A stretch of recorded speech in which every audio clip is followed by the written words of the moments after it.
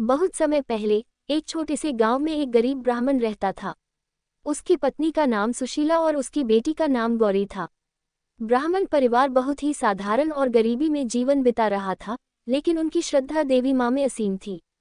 गांव में लोग ब्राह्मण के घर को अत्यंत पवित्र मानते थे क्योंकि वे देवी माँ के प्रति बेहद समर्पित थे। गौरी बहुत ही प्यारी और संस्कारी लड़की थी। उसने अपनी माँ से पूजा पाठ के सारे नियम कायदे सीख लिए थे और हर दिन माता रानी की भक्ति में लीन रहती थी। लेकिन परिवार की आर्थिक स्थिति बहुत खराब थी। कभी कभी उनके पास खाने के लिए भी कुछ नहीं होता था। फिर भी उनका विश्वास कभी डगमगाया नहीं। गौरी हर रोज माता रानी के सामने बैठकर प्रार्थना करती और उनसे अपने परिवार की मदद की गुहार लगाती। एक दिन गांव में एक बड़ा मेला लगा, जहां दूर दूर से लोग देवी के दर्शन करने आते थे। वहां एक धनी राजा भी आया, जो अपनी रानी के साथ संतान प्राप्ति के लिए देवी माँ से प्रार्थना करने आया था। राजा ने घोषणा की थी कि जो भी व्यक्ति देवी माँ को सच्चे मन से प्रसन्न करेगा, उसे वह बहुत बड़ा इनाम देगा। गौरी ने ये सुना और अपने माता पिता से कहा, माता पिता, मैं भी देवी माँ की पूजा करने मेले में जाऊंगी। हो सकता है माता रानी मुझ पर कृपा करे और हमारी गरीबी समाप्त हो जाए। माता पिता ने उसे आशीर्वाद दिया और गौरी देवी के मंदिर की ओर चल पड़ी। गौरी ने वहां जाकर सच्चे मन से माता रानी की पूजा की।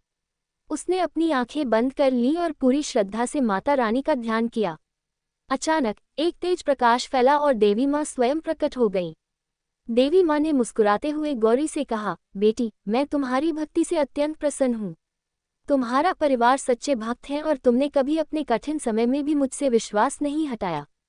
तुम जो चाहोगी वो वरदान मैं तुम्हें दूंगी।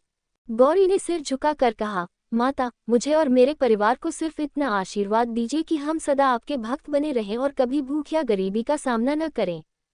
माता रानी ने गौरी को आशीर्वाद दिया और कहा, तुम्हारा दिल बहुत पवित्र है, इसलिए तुम्हें सिर्फ संपत्ति नहीं, बल्कि सारा गांव तुम्हें माता के रूप में पूजेगा।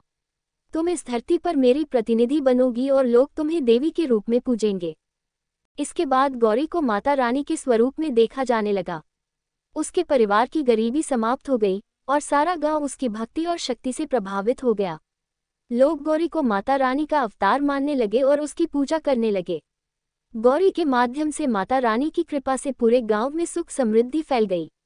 गौरी की भक्ति और निस्वार्थ प्रेम के कारण उसने देवी का रूप धारण किया और हमेशा के लिए गांव वालों की माता रानी बन गई।